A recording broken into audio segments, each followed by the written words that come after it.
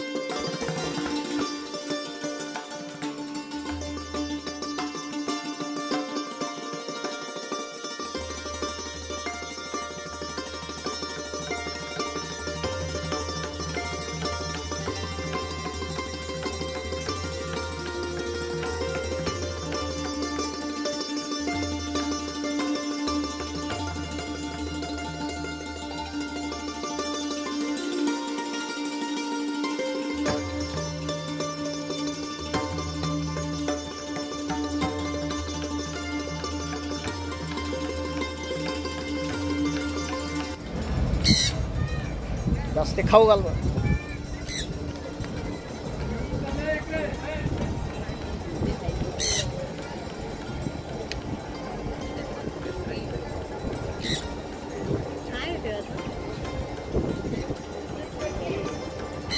Veg खातो ते veg pure शाकाहारी।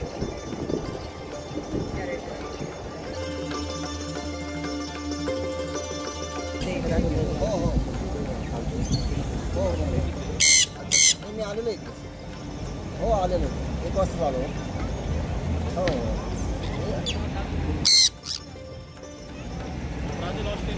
काय झालं?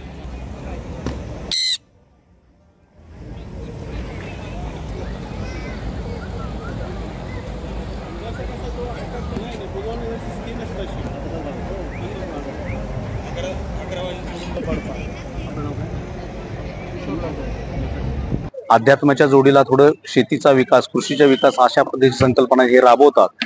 या संकल्पनेलाच अनुसरून सध्या केंद्र सरकारकडून एक नवीन योजना जी आलेली आहे की राष्ट्रीय नैसर्गिक शेती मिशन, याशी कुठंतर साधर्म्य असल्याचा हा इथल्या ह्या सेंद्रिय शेती आणि नैसर्गिक शेतीच्या अनुषंगाने इथं त्यांनी केलेले डेमो मॉडेल्स याचा सगळ्याचा सारासार विचार करता आणि ह्या शेतकऱ्यापर्यंत पोहोचणं हे कृषी विभागाचं काम आहे असं गृहीत धरून कृषी विभागाच्या वतीनं कृषी विभागाशी संलग्न असलेले सगळे विद्यापीठ, कृषी विज्ञान केंद्र, त्याचबरोबर इतर संलग्न विभाग या सगळ्यांनी एकत्र येऊन एक स्वतंत्र दालन हे आपण या ठिकाणी उभं केलेलं आहे। या माध्यमातून शेतीच्या योजना, शेतीची शासनाची धोरणं, त्याचबरोबर शेतीच्या संबंध असलेले नवीन नवीन तंत्रज्ञान जे कृषी विद्यापीठामार्फत ते देखील या माध्यमातून या शेतकऱ्यांना उपलब्ध व्हावं या हेतून आपण इथं हे केलेलं आहे।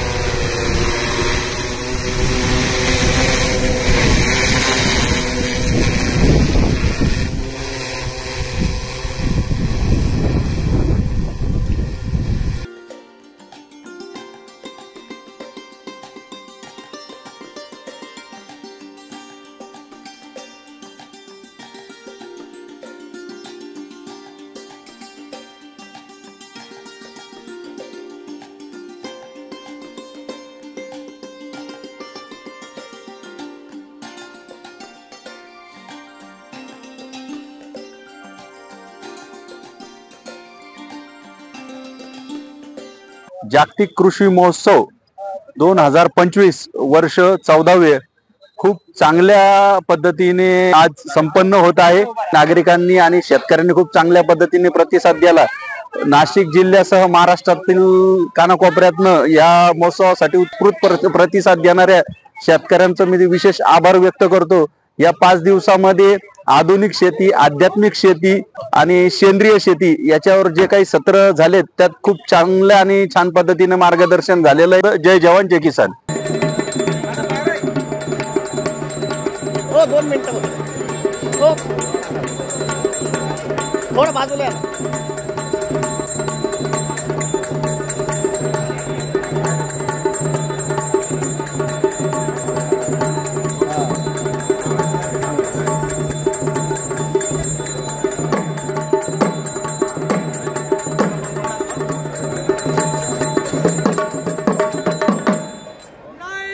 चॅनलच्या नावानं आले प्रदर्शन पाहायला स्वामींच्या भेटीला. नाव सांगितलं गोंधळाला, नाव बाबाचे कीर्तन